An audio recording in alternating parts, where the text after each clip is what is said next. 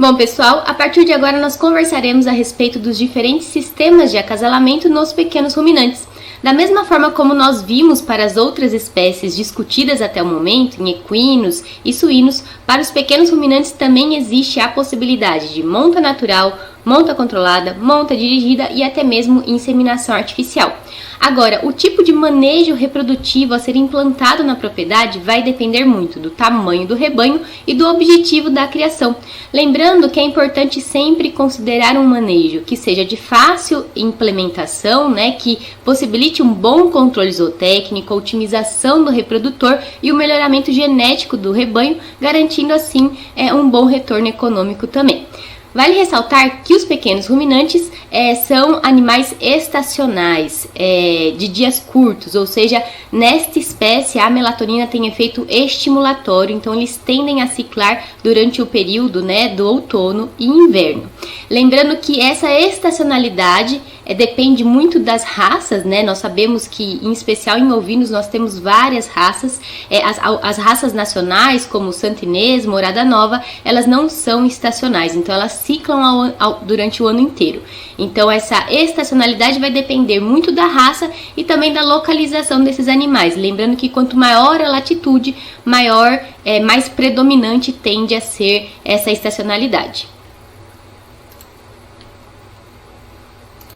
Vale ressaltar ainda que nos pequenos ruminantes, esses diferentes sistemas de acasalamento podem ser associados à estação de monta, com uma duração em média de 2 a 3 meses, coincidindo com o período de estacionalidade destes animais.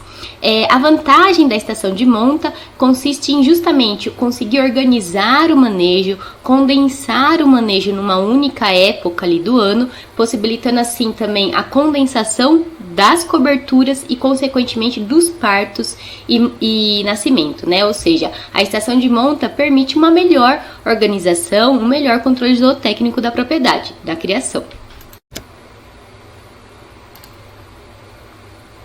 Bom, antes da gente conversar a respeito dos sistemas de acasalamento na ovino e caprinocultura, vale ressaltar que o Brasil está muito mais voltado para a criação e comercialização de produtos oriundos da bovinocultura, da suinocultura e da avicultura do que relacionado à ovino e caprinocultura. Talvez por uma questão cultural, uma questão de tradição, o brasileiro não tem o hábito de consumir produtos oriundos da ovino e caprinocultura. E devido a isso, como nós não temos uma cadeia organizada na ovino e caprinocultura, em especial na ovinocultura, a maioria das criações no nosso território nacional tendem a ser criações extensivas. Então, tendo isso em mente, vamos conversar agora a respeito dos sistemas de acasalamento. A começar pela monta natural, que conforme nós já vimos para as outras espécies, na monta natural o que acontece? Os machos e fêmeas permanecem juntos, misturados ao longo de todo o tempo, ao longo de todo o ano, sem controle nenhum de cobertura, sem qualquer controle zootécnico e também sem estar associado à estação de monta. Esse tipo de sistema de acasalamento, a monta natural geralmente encontra-se associado aos sistemas de criação extensivo. Vale ressaltar que na monta natural é interessante respeitar a proporção de um macho para 25 ou 30 fêmeas, para evitar assim a exaustão do reprodutor.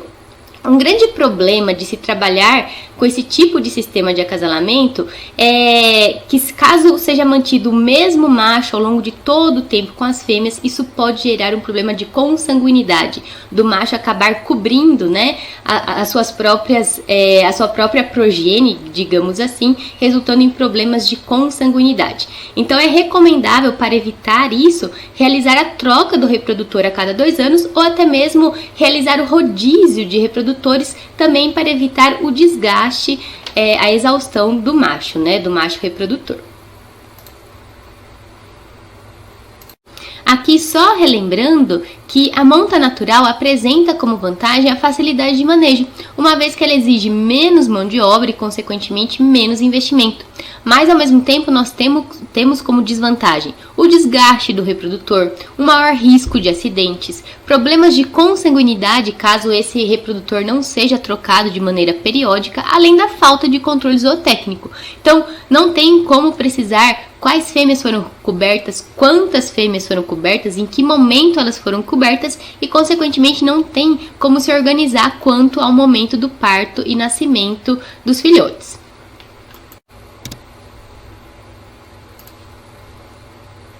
Nos pequenos ruminantes, nós temos ainda a possibilidade da monta controlada, que se difere da monta natural pelo fato das fêmeas agora estarem separadas em pequenos lotes ou piquetes, e em cada lote de fêmea é inserido um determinado reprodutor, respeitando a mesma proporção da monta natural, um reprodutor para 25 a 30 fêmeas, obviamente de acordo com a libido deste macho.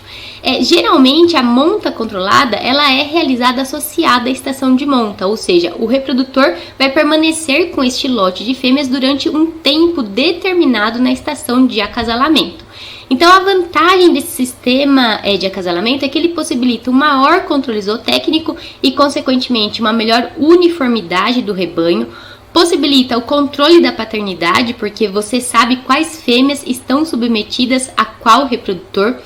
Para evitar consanguinidade, é interessante realizar a rotação desses reprodutores nos lotes de fêmea a cada estação de monta, e para possibilitar ainda um maior controle zootécnico, pode-se utilizar um buçal marcador nesses reprodutores, ou basicamente você faz uma mistura, né, de pó xadrez com óleo, que o pó xadrez é um pó colorido que você pode misturar com óleo de cozinha mesmo e passar no peito desse reprodutor.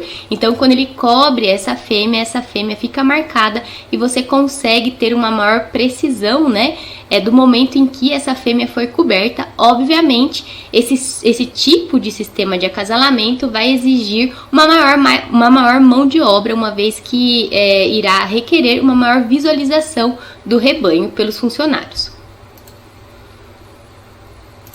Então, trata-se de um sistema de acasalamento interessante que possibilita um controle zootécnico maior em comparação à monta natural, mas ao mesmo tempo requer mais mão de obra, requer um certo investimento, uma vez que as fêmeas ficam separadas em piquetes, mas ainda não contorna o problema do desgaste do reprodutor.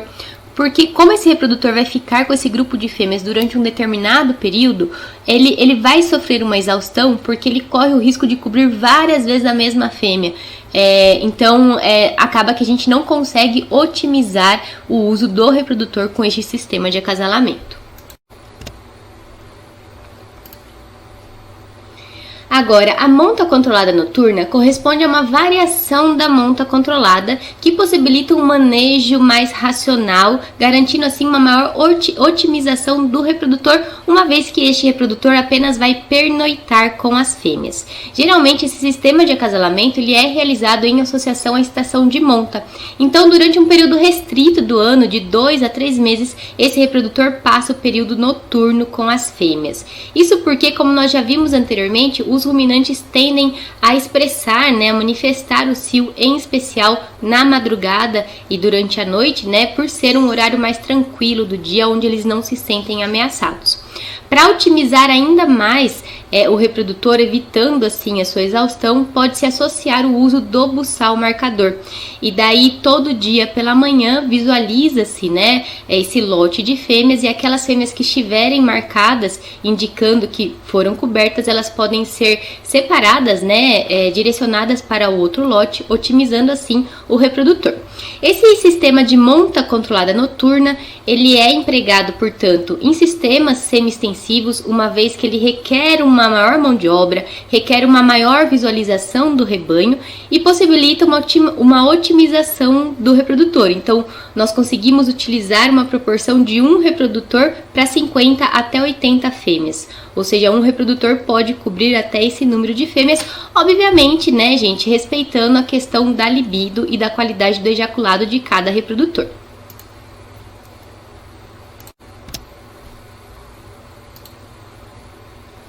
Nos pequenos ruminantes, nós temos ainda a possibilidade da monta dirigida, que corresponde ao método ainda mais racional, utilizado em especial nos sistemas de criação intensivo. Bom, nesse sistema de acasalamento, envolve o uso do rufião. O rufião ele pode ser obtido de várias maneiras, ou através do uso de intervenções cirúrgicas num reprodutor, promovendo desvio peniano ou a vasectomia, ou através de uma maneira mais fácil e menos invasiva, que consiste no uso de um colete protetor que é acoplado na região ventral do macho reprodutor, impedindo assim que ele consiga realizar a cópula. Então, com o uso desse colete, o reprodutor até consegue expor o pênis, mas ele não consegue introduzir o pênis no sistema reprodutor feminino. Bom, então na monta dirigida, o que acontece é que as fêmeas, no período da estação de monta, ficam expostas a esse rufião associado ao uso do buçal marcador, né? Então com aquela misturinha do pó xadrez e óleo marcando a região do peito desse reprodutor. E daí o funcionário vai precisar visualizar esse rebanho 2 vezes ao dia, de manhã e no final da tarde. Então as fêmeas que forem identificadas marcadas pelo rufião com buçal marcador no período da manhã devem ser conduzidas para cobertura por um reprodutor no final da tarde e posteriormente na manhã do dia seguinte. Já as fêmeas que foram observadas marcadas, ou seja, que manifestaram o cio e foram marcadas pelo rufião no final da tarde, devem ser conduzidas para a cobertura a ser realizada pelo reprodutor na manhã do dia seguinte e 12 horas depois. Ou seja, é efetuada em cada fêmea que aparece marcada, né? Ou seja, que manifesta o cio, é realizada 2 coberturas com intervalo de 12 horas entre cada uma e 12 horas após a visualização da marcação na fêmea que manifestou os sinais de cio. E daí a cobertura também pode ser assistida, né? Então pode-se acompanhar o reprodutor efetuando a cobertura dessa fêmea, tendo certeza assim de que a cópula realmente foi efetuada. Esse sistema de acasalamento, ele proporciona uma maior otimização do reprodutor, ou seja, ele permite que a gente utilize um reprodutor para até 100 fêmeas, ou seja, que um reprodutor consiga cobrir até 100 fêmeas, porque ele vai ser exposto de maneira pontual às fêmeas apenas no momento do cio. Então, o número de saltos por fêmea vai ser menor e, consequentemente, nós conseguimos aumentar a quantidade de fêmeas que esse macho, que esse reprodutor pode cobrir. Então, gente, embora esse sistema de acasalamento exija mais mão de obra, porque vai despender mais tempo do funcionário, que vai precisar visualizar o rebanho 2 vezes ao dia, deve-se ressaltar que geralmente esse sistema de monta vai ser realizado associado à estação de monta. Então, essa maior mão de obra vai ocorrer no momento muito pontual ao longo do ano. E esse sistema de acasalamento tem como vantagem um maior controle zootécnico, então você tem como saber qual fêmea foi realmente coberta, qual foi a data da sua cobertura, então você consegue organizar o manejo de maneira muito melhor, você consegue ter controle da paternidade, rotacionar o reprodutor, você consegue otimizar o uso desse reprodutor, evitar acidentes. Então, trata-se de um sistema de acasalamento que possibilita uma melhor organização realmente do manejo na propriedade. Aí vocês vão me questionar também, mas por que eu tenho que realizar 2 coberturas, sendo a primeira cobertura 12 horas após a visualização da fêmea em cio marcada e a segunda cobertura 12 horas após a primeira? Porque vocês devem se recordar que o cio no ovino, caprino, vai durar em média 30 a 36 horas e a ovulação vai ocorrer nas últimas 6 ou 18 horas. Então, para que a gente consiga, nesta janela, possibilitar a presença de espermatozoides viáveis no local da fecundação o mais próximo possível do momento da ovulação.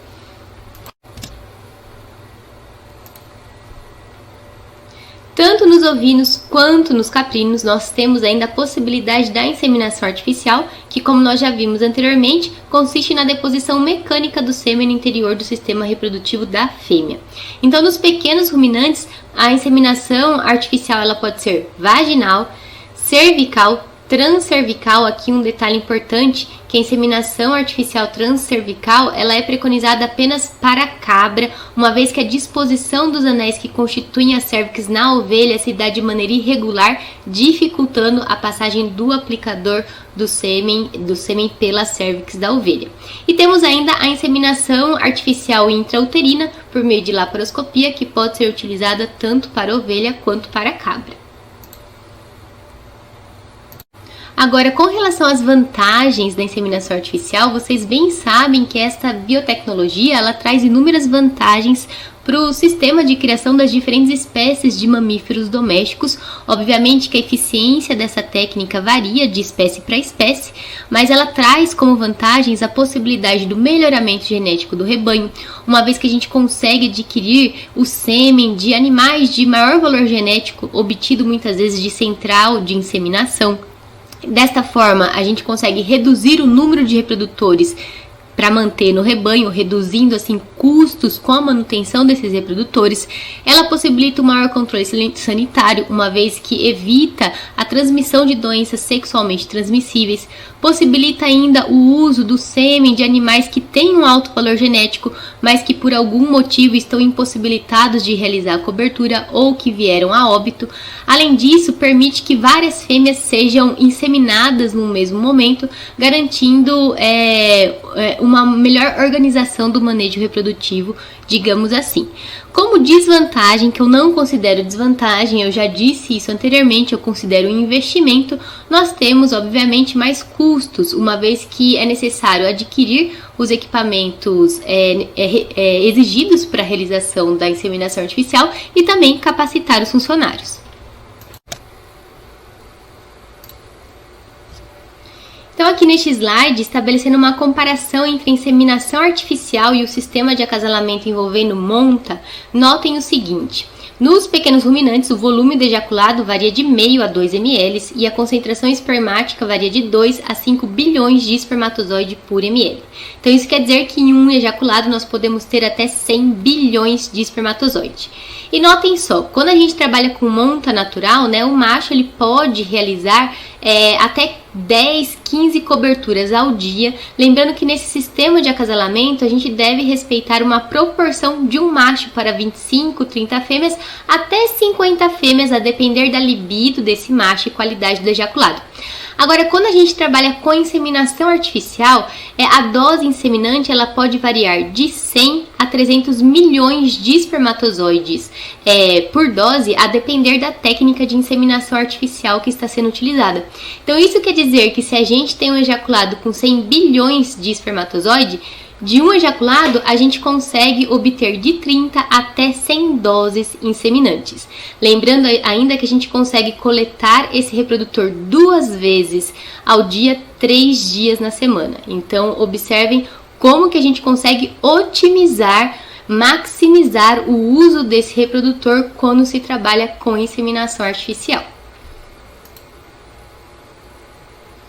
Ressaltando ainda que para cada fêmea no cio pode ser realizada uma única inseminação, ou seja, o uso de uma única dose inseminante, ou até 2 inseminações, ou seja, o uso de 2 doses inseminantes para garantir uma maior taxa de concepção. Então vamos conversar agora a respeito das peculiaridades das diferentes práticas de inseminação artificial nos pequenos ruminantes. Então, a começar pela inseminação artificial vaginal, que como o próprio nome já diz, envolve a deposição do sêmen no fundo da vagina. Trata-se de uma técnica muito rápida, de fácil execução.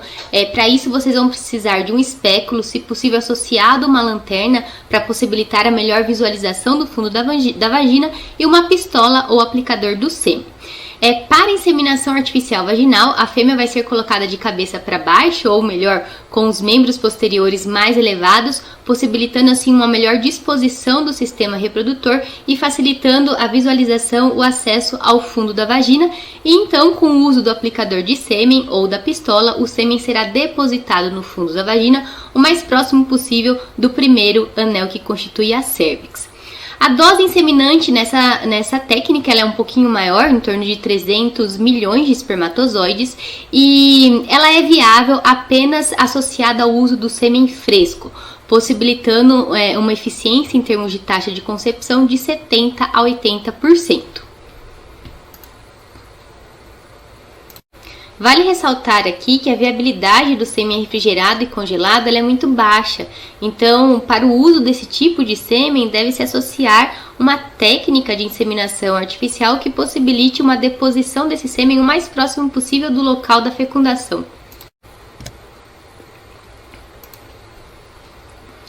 Agora, a inseminação artificial cervical recebe essa designação justamente porque será realizada a deposição do sêmen no interior da cérvix. Então, trata-se do método mais utilizado, em especial para ovinocultura.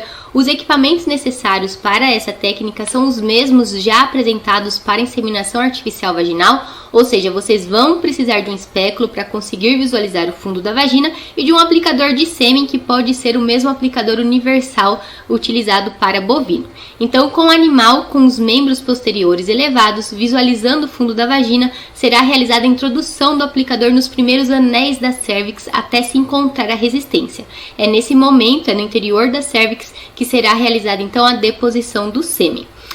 Como a deposição do sêmen é realizada um pouco mais adiante em comparação à técnica da inseminação artificial vaginal, a dose inseminante utilizada ela é menor, em torno de 100 milhões de espermatozoides, e preconiza-se também a associação dessa técnica com o uso do sêmen refrigerado, que possibilita uma taxa de concepção em torno de 80%. O uso do sêmen congelado associado a essa técnica não é viável, uma vez que a taxa de concepção é muito baixa, em torno de 20%.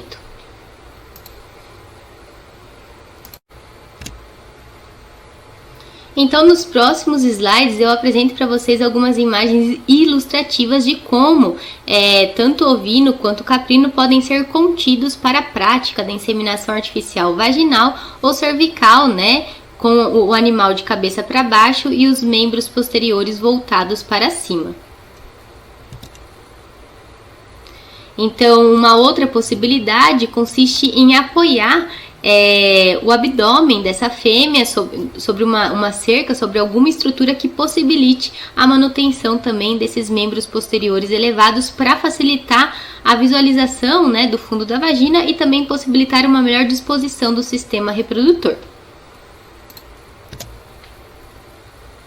Caso se disponha na propriedade de uma maca, o animal também pode ser colocado numa maca, realizando assim a inclinação do mesmo.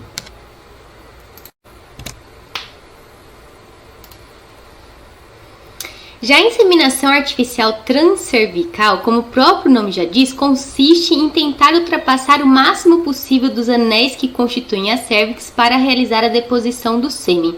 Trata-se de uma técnica que é mais preconizada para os caprinos do que para os ovinos. Na realidade, na ovelha, essa técnica ela é traumática e por isso ela não é muito recomendada para ovelha.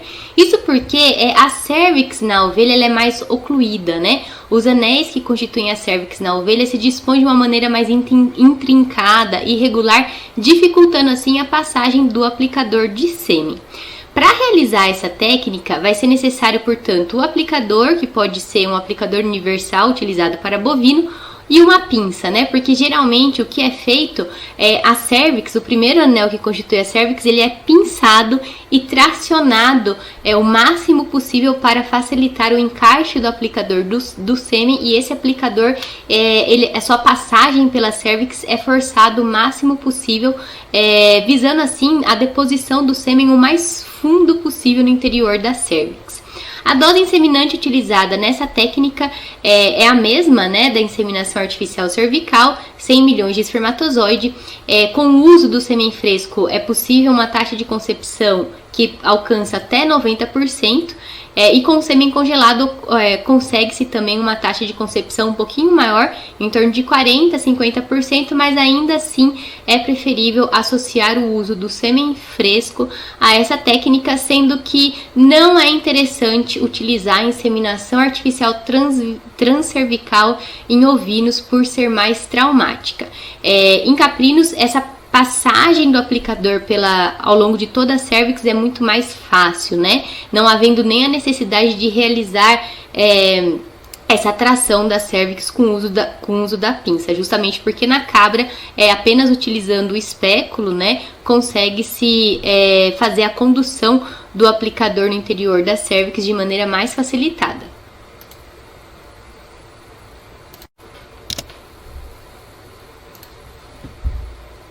E por último, nós temos a inseminação artificial intrauterina, que pode ser realizada por meio de laparotomia envolvendo, portanto, uma incisão maior na parede abdominal e exposição dos córneos uterinos, ou por meio de laparoscopia, que envolve pequenas incisões pontuais na parede abdominal e o uso também do laparoscópio, né?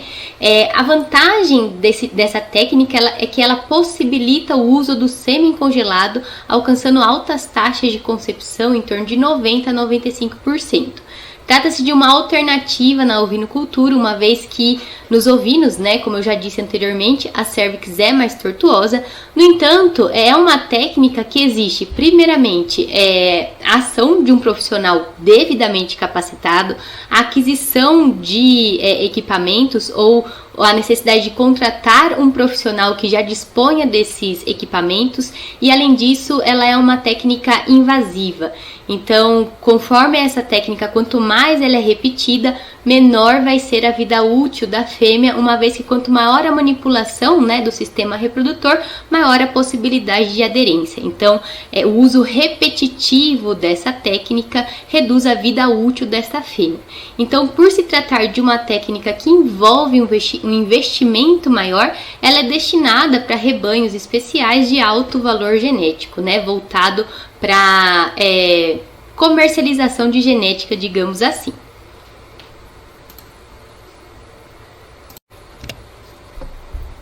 Então aqui neste slide nós temos uma imagem ilustrativa dessa técnica, lembrando que para realizar a inseminação artificial intrauterina é necessário sedar a fêmea, anestesiar esse animal, posicionar ele na maca, inflar, né, o abdômen desta fêmea para possibilitar o acesso ao sistema reprodutor, aí realizar o acesso, né, do endoscópio, da pinça e do aplicador do sêmen na cavidade abdominal para que essa inseminação possa ser realizada.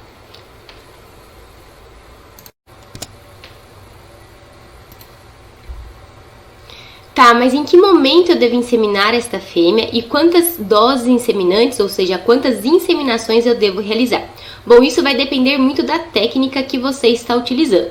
Se você está trabalhando com inseminação artificial, vaginal, cervical ou transcervical e, portanto, trabalhando com sêmen fresco, você pode realizar uma única inseminação artificial 18 horas após a visualização da manifestação dos sinais de cio, ou você pode trabalhar com 2 inseminações artificiais, sendo a primeira inseminação 12 horas após a visualização do cio e a segunda inseminação 12 horas após a primeira inseminação, com o intuito então de garantir uma maior taxa de concepção.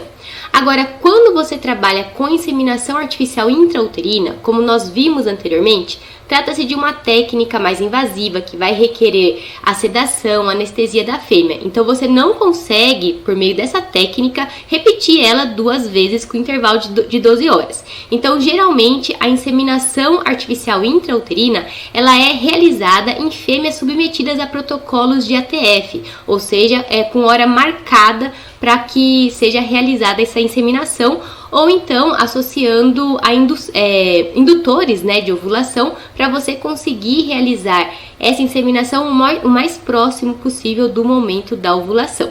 Lembrando que nos ovinos e caprinos, né, o cio vai durar em média 30 a 36 horas, sendo que a ovulação vai ocorrer nas últimas 6 ou 18 horas do cio.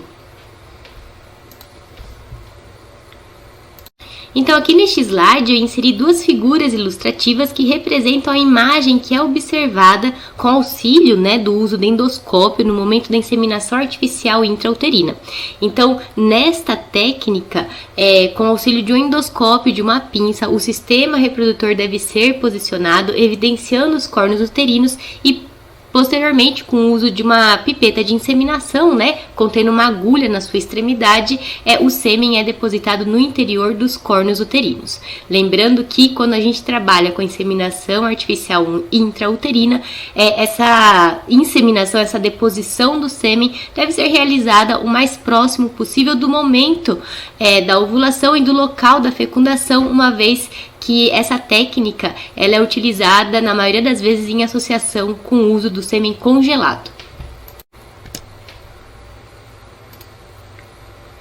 Beleza, então eu já sei que eu quero trabalhar com inseminação artificial vaginal ou cervical ou transcervical, e minhas fêmeas não serão submetidas a protocolo de ATF, portanto elas não terão a sua ovulação induzida. Então, para que eu possa inseminar essas fêmeas, necessariamente eu tenho que detectar a manifestação do cio.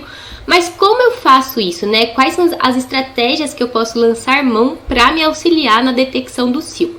Vale ressaltar que o cio na ovelha ele é mais discreto do que na cabra. Então, a detecção do cio apenas pela observação, né, pela análise visual realizada por um funcionário é muito difícil.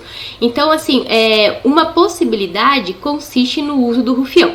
Como eu já disse anteriormente, existem várias possibilidades de se obter um rufião. Ou por meio da intervenção cirúrgica, realizando desvio peniano ou a vasectomia, ou de uma maneira muito mais simples, conforme encontra-se representado nessa imagem ilustrativa neste slide, que consiste em colocar um colete protetor num macho reprodutor. Esse colete pode ser confeccionado a partir de um saco de ração, e com fios, né, com barbantes amarrados em suas extremidades, e daí esse colete é acoplado nessa região ventral do corpo do reprodutor, de modo que ele consegue expor o pênis, ele consegue montar nas fêmeas, ele expõe o pênis, mas como ele está protegido por esse colete, ele não consegue copular, ou seja, ele não consegue introduzir o pênis no canal vaginal da fêmea. E daí, neste rufião, utiliza-se o buçal marcador, que vocês podem também realizar misturando o pó xadrez, que tem diversas cores, com óleo de cozinha ou qualquer tipo de graxa, e lambuzando então essa região peitoral do rufião. E daí vocês podem manter esse rufião ao longo de toda a estação de monta com o lote de fêmeas, né, respeitando aí uma proporção de 1:30, 1:50, para também não exaurir demais esse rufião.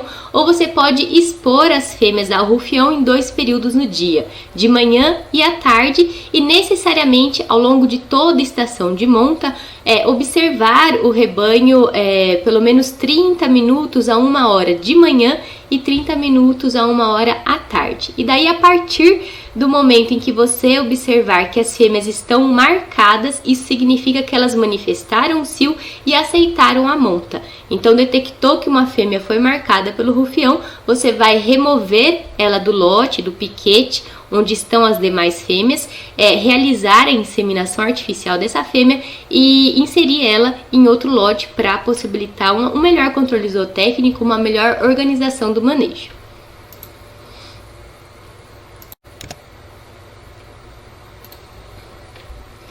Vale ressaltar ainda que nos pequenos ruminantes nós também podemos trabalhar com a estação de monta associada a algum sistema de acasalamento, podendo ser a monta controlada, controlada noturna, dirigida e até mesmo a inseminação artificial, dispondo para isso de um rufião com buçal marcador para auxiliar na detecção do cio. Tá ok, mas quanto tempo deve durar a estação de monta para os pequenos ruminantes?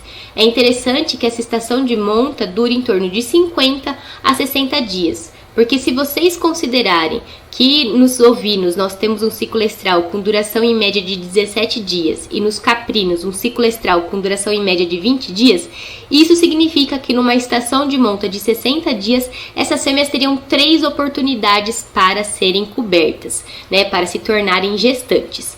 Se ao final da estação de monta essa fêmea não se encontra prenha, ou seja, ela foi coberta, mas repetiu o cio, ou ela nem foi coberta, ou ela foi inseminada e voltou a repetir o cio, é necessário ao final da estação de monta realizar uma avaliação clínica dessa fêmea, uma avaliação do sistema reprodutor para ver se ela apresenta algum distúrbio que está prejudicando as suas funções reprodutivas. Caso contrário, ela deve ser eliminada do rebanho, afinal de contas ela teve 3 oportunidades para emprenhar. Para facilitar o manejo, pode-se trabalhar ainda com essas fêmeas distribuídas em lotes de acordo com a idade, né? Então, nós podemos ter um lote só de nulíparas, só de primíparas, só de pluríparas. Podemos também dividir essas fêmeas em lotes de acordo com o momento em que ela foi coberta na estação de monta. E qual que é a vantagem da estação de monta? É justamente organizar o manejo na propriedade e possibilitar a concentração das coberturas e, consequentemente, dos partos, nascimentos na melhor época do ano para aquela propriedade, para aquela região. Então, em que momento realizar a estação de monta? Bom, gente, isso é muito relativo. Primeiramente, depende da raça com a qual vocês estão trabalhando. Se realmente é uma raça estacional ou não. Depende de onde está localizada a propriedade. Se ela está localizada numa região cuja estacionalidade realmente é marcante. Se vocês estiverem trabalhando com uma raça que é realmente estacional numa localidade com a estacionalidade bem marcante, não tem como fugir da estação de monta ser realizada na época do outono e inverno. Aí, se ela vai ser realizada no início, né, da estação de acasalamento ou no final da estação de acasalamento, vai depender muito da condição da propriedade e da análise do mercado. Agora, se vocês estão trabalhando com uma raça que não é estacional, numa região em que essa estacionalidade também não é determinante, né, que o fotoperíodo não é determinante, vocês devem planejar a estação de monta de acordo com o mercado, ou seja, vocês vão ter que buscar uma estratégia que possibilite o melhor retorno econômico para a propriedade, considerando, obviamente, as condições daquela propriedade em termos de manejo nutricional e em termos de investimento.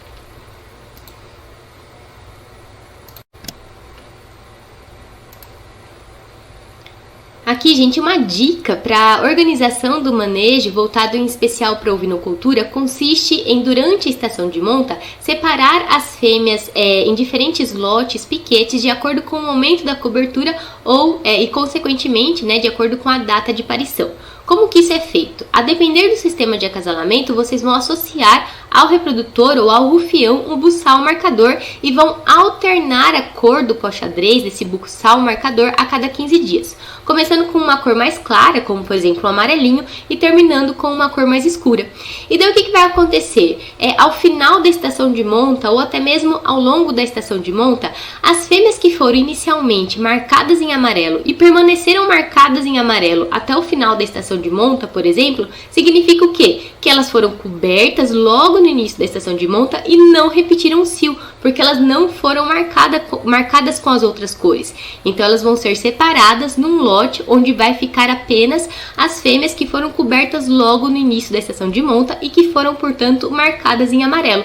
As fêmeas que, por exemplo, ao final da estação de monta encontram-se marcadas em preto, significa que muito provavelmente elas manifestaram o cio no início da estação de monta, foram cobertas marcadas em amarelo, mas elas repetiram o cio ao longo de toda a estação de monta, sendo cobertas por último, ou seja, sendo cobertas ao final da estação de monta e marcadas, portanto, em preto. E daí vocês vão acompanhar para analisar se ao final dessa estação de monta, essas fêmeas que foram marcadas com a última cor do buçal marcador vão repetir novamente o cio e elas vão ficar separadas num lote, né, num piquete com fêmeas apenas marcadas com essa cor. Então, dessa forma, vocês conseguem organizar ainda melhor o manejo na propriedade.